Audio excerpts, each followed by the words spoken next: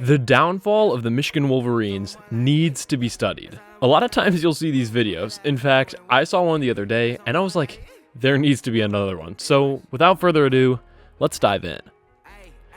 While in a pit of doom in 2013, the Michigan Wolverines hired Jim Harbaugh to turn the program around. It didn't work. Until 2021, when Aiden Hutchinson led them to the playoffs after finally beating Ohio State, only to be a first-round exit after the Big Ten championship. And although losing stars like Hutchinson was a blow, there was a new sense of leadership and camaraderie at the Big House with new 5-star QB JJ McCarthy from IMG Academy. There was hope that the ball could keep rolling under Jim Harbaugh, and the haters were proven wrong. After losing one game all season in 2022 and going with McCarthy at QB, Michigan routed Ohio State, in their place may I add, thanks to a big game from Donovan Edwards, and things were looking bright. After being pinned against a laughable TCU squad in the playoffs, Michigan was a first-round exit in a shocking upset, which drops us off to last year. Beating Ohio State 3 years in a row had the odds of jumping out of an airplane without a parachute on. Not good. Jumpers are away, They're off. In order to get the job done, Michigan seniors Blake Corum and company returned with the national championship in sight, ready to run through brick walls together. Although off to a slow start, the undefeated Wolverines got hungrier each week, no matter who was coaching them amidst whatever allegations. Michigan began getting known for its feisty run game, playmaking quarterback, suffocating defense, and studs began to emerge. And then came the big game.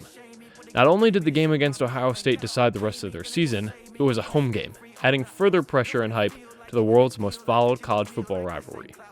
The game was special because of many reasons, including the playoff implications of the game, and big-time matchups like McCarthy vs. McCord, Corum vs. Henderson, and the battle between the best corner in the game versus the best wide receiver in the game.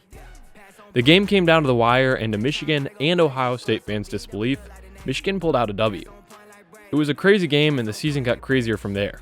After knocking down undefeated number 1 Georgia, Alabama was introduced into the last year of the 4-team playoffs over Florida State, setting up a huge college football semifinal between two blue bloods that shaped the game.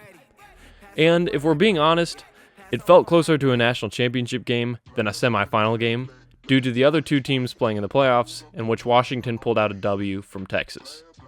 Honestly, this Rose Bowl overtime thriller may have been one of the best games I've ever witnessed, and if you haven't seen the highlights, go straight there after this video.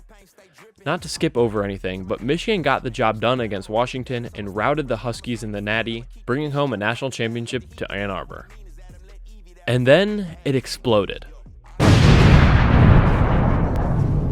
Michigan lost 18 players to the combine and 13 to the draft.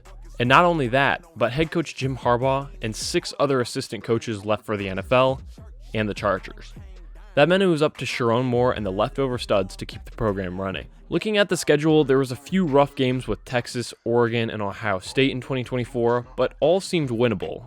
And with the new 12-team college football playoffs, there was hope that even with 2 losses, Michigan could make the playoffs. And then came the first shocker. Davis Warren was named the starting QB week 1, and it looked awful. This was a shocker, especially after Alex Orji's role in leading the Wolverines to the Natty the year prior.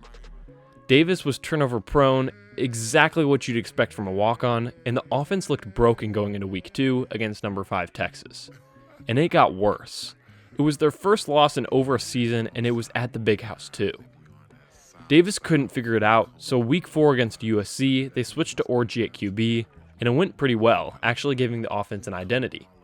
However, 2 weeks later, while losing to unranked Washington, they pulled the plug on Alex, handing the job to incapable Jack Tuttle, becoming the 3rd QB in 6 games to start for the Wolverines, losing the game to the Huskies, and then to the incompetent Illini the following week. The Wolverines ended up going back to Davis Warren for the big game against Michigan State, and while it wasn't pretty, they got the W.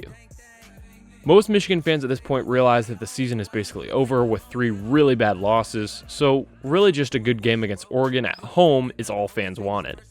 Considering how bad Michigan had been this season, and without Will Johnson playing, Michigan put up a fight, but still lost, adding yet another L to their resume for the most winningest program in college football history.